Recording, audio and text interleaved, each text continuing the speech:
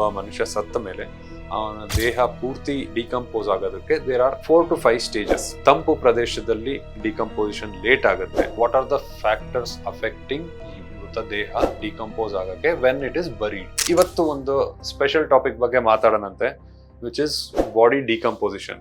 ನಮ್ಮ body decompose ಹೇಗಾಗುತ್ತೆ, ಒಂದು ಮನುಷ್ಯನ ದೇಹ ಸತ್ತ ನಂತರ ಎಷ್ಟು ವರ್ಷಗಳಲ್ಲಿ ತನ್ನ ಏನಂತಾರೆ ದೇಹ ಪೂರ್ತಿ ಮಣ್ಣಿನ ಜೊತೆ ಒಂದಾಗುತ್ತೆ, ಇದ್ರ ಬಗ್ಗೆ ಒಂದು ಚಿಕ್ಕ ಇನ್ಫಾರ್ಮೇಶನ್ ಅನ್ನ ಕೊಡಕ್ಕೆ ಇಷ್ಟಪಡ್ತೀನಿ.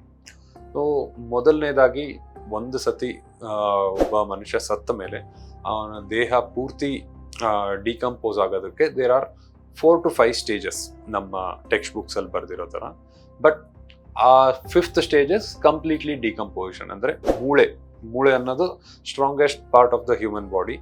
ಮೂಳೆ ಕೂಡ ಕರಗಿ ಮಣ್ಣಾಗೋದು is the last stage, which ಅದು it takes very long years together. But there are many factors affecting that.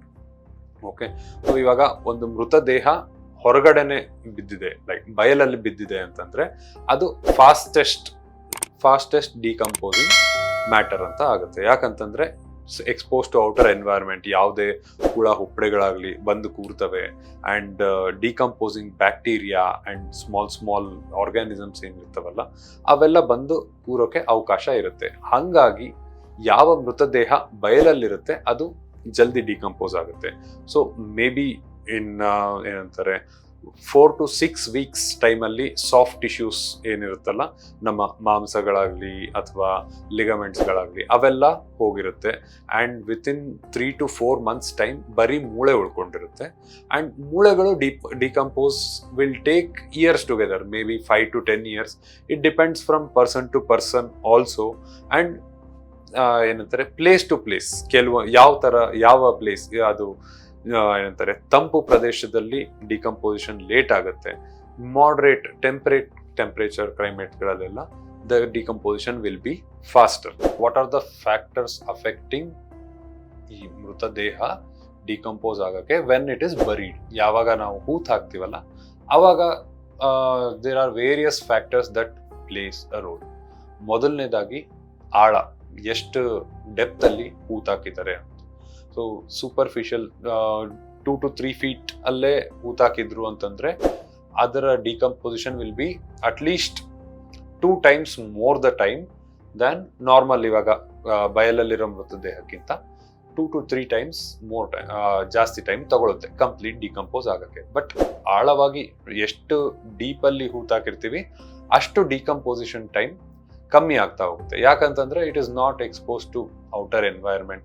ಬ್ಯಾಕ್ಟೀರಿಯಾಗಳು ಅವೆಲ್ಲ ದ ಡಿಕಂಪೋಸಿಂಗ್ ಕೀಟಾಣುಗಳು ಅಂತ ಏನಿರ್ತವೆ ಅವೆಲ್ಲ ಅಲ್ಲಿಗೆ ರೀಚ್ ಆಗೋದು ಕಷ್ಟ ಆಗುತ್ತೆ. ಅಂಡ್ ಸೆಕೆಂಡ್ ಥಿಂಗ್ ಇಸ್, ಯಾವುದೇ ರೀತಿಯ ಪ್ರೊಸೆಸ್ಗೂ ಒಂದು ಹೀಟ್ ಅನ್ನೋದು ಬೇಕಾಗುತ್ತೆ. ಸೊ ದೇಹ ಮಣ್ಣಿನ ಒಳಗೆ ಇದ್ದಷ್ಟು ಹೀಟ್ ಆಗೋದಿಲ್ಲ. ಸೊ ಆದಷ್ಟು ಬೇಗ ಅದು ಕೂಲ್ ಆಗಿರೋದ್ರಿಂದ cool temperature will reduce the bacterial growth. ಹಂಗಾಗಿ the decomposition gets delayed. And second thing is, as I told before, temperature of that particular area. Usually cold temperature ಇತ್ತು ಅಂತಂದ್ರೆ the decomposition will be delayed. In temperate or humid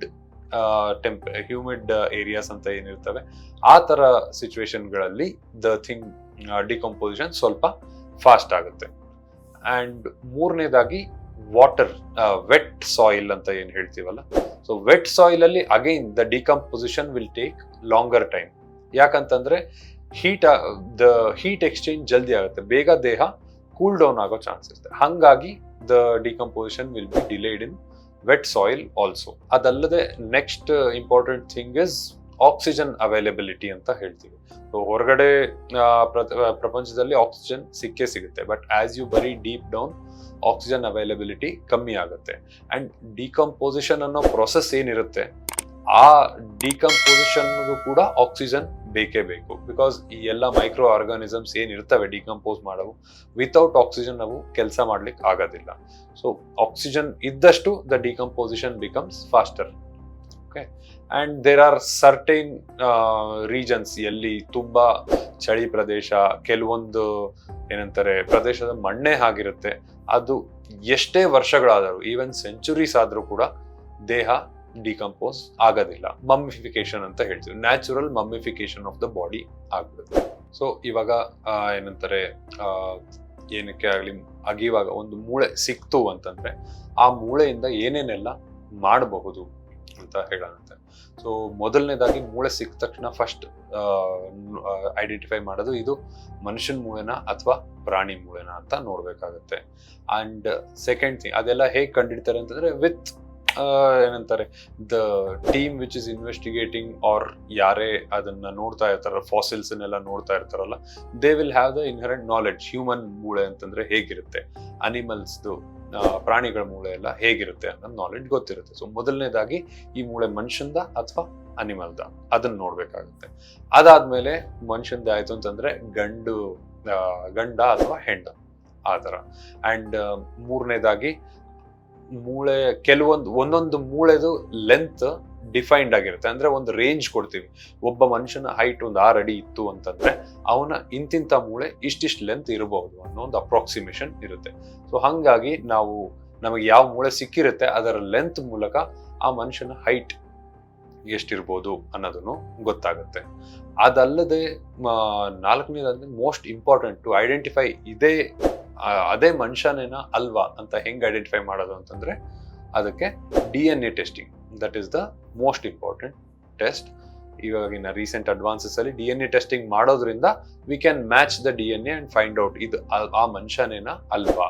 ಇದಲ್ಲದೆ ಕೆಲವೊಂದು ಮೂಳೆಗಳಿಂದ ನಮಗೆ evidence of injury ಅಥವಾ ಕಾಸ್ of death ಕೂಡ ಗೊತ್ತಾಗೋ chance ಇರುತ್ತೆ. Like hanging ಇಂದ ಆಯ್ತು ಅಂತಂದ್ರೆ ಆ ಟೈಮಲ್ಲಿ ನಮಗೆ ಕತ್ತಿನ ಮೂಳೆ ಸಿಕ್ಕಿ ಅದು ಫ್ರಾಕ್ಚರ್ ಆಗಿತ್ತು ಅಂತಂದ್ರೆ we can tell that might be the cos of death. ಅಥವಾ ಹೆಡ್ ಇಂಜುರಿ ಆಗಿತ್ತು, ಅವ್ರದ್ದು ಸ್ಕಲ್ ಸಿಕ್ತು, ಸ್ಕಲ್ ಅಲ್ಲಿ ಆ ಇಂಪ್ಯಾಕ್ಟ್ ಇತ್ತು, ಆ ತರ ಫ್ರಾಕ್ಚರ್ಸ್ ಇತ್ತು ಅಂತಂದ್ರೆ that can also be the cos of death. And lastly ಒಂದು ಮೂಳೆಯಿಂದ ಅದು ಯಾವ ಲೊಕ್ಯಾಲಿಟಿಯಲ್ಲಿ ಸಿಕ್ಕಿದೆ ಅನ್ನೋದನ್ನ ಆಧಾರದ ಮೇಲೆ ಎಷ್ಟು ದಿನ ಆಗಿರ್ಬೋದು ಅಥವಾ ಎಷ್ಟು ವರ್ಷಗಳಾಗಿರ್ಬೋದು after the death of that particular individual ಅನ್ನೋದನ್ನ ಕಂಡುಹಿಡಿಯಬೇಕಾಗುತ್ತೆ.